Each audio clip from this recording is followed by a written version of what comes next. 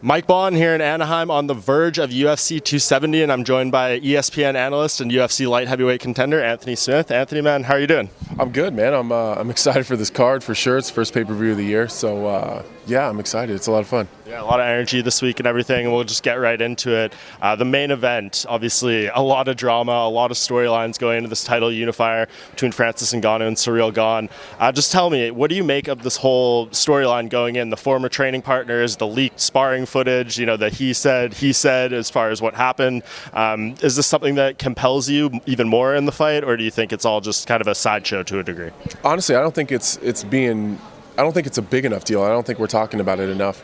And I don't care about the coach part of it. There's obviously a component to that. Like, Ferdinand knows Francis's holes. He knows how he moves. He knows how he pivots. He knows what side he doesn't work to the best.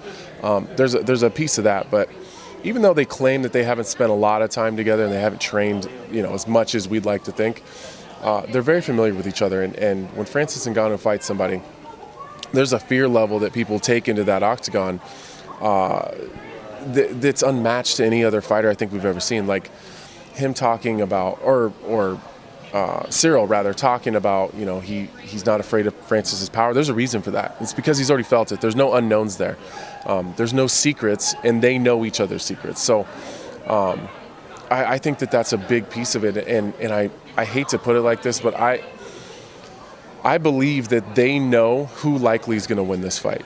Whoever's not going to win is probably going to be the guy that's not going to admit that. But one of those guys got the better of those rounds. So they both know how this is likely going to go.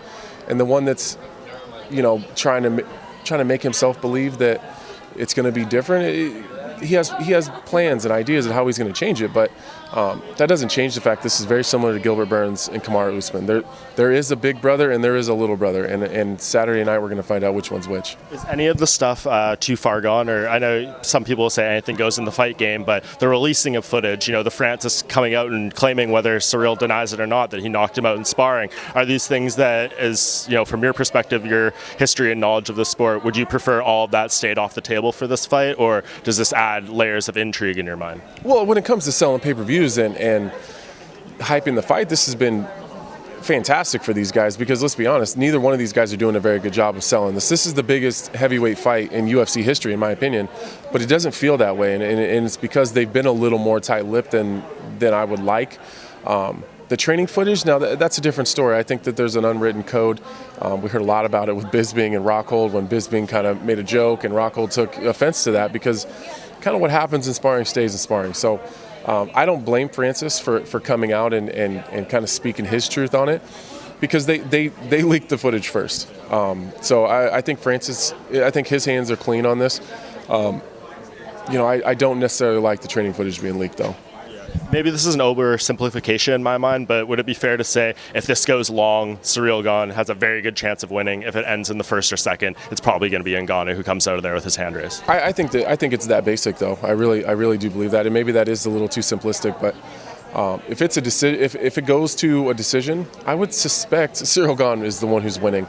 If there's a finish, Ciryl Gane's not a crazy huge power puncher. And it's not because he doesn't have the ability. Every once in a while we'll see him sit down on some shots, but he's really, really bought into the concept of being mobile and not being hittable. And when you're on the move, it's hard to really dig into some of those shots. So I think that's going to be their game plan. I don't know what other game plan that they would have that is going to work against a guy like Francis Ngannou. You got to stay safe. You got to not take a shot, and by doing that, you're kind of taking yourself out of the air, out of the possibility of getting a finish. That's just how the game works. You gotta manage that risk, and by managing the risk, you necessarily don't put yourself in a position to get a finish. Sure, and it seems like the winner of this fight going to face Jon Jones, hopefully, if things go smoothly. As a fan and analyst, which fight would you rather see, Jones versus Ngannou or Jones versus Gane? I think just from a fan perspective, I think Francis Ngannou and Jon Jones is probably the better. I don't know, it's probably the most exciting fight. I think that's the one that's going to have a little more action. I think there's a little more intrigue there. There's maybe some more unknowns.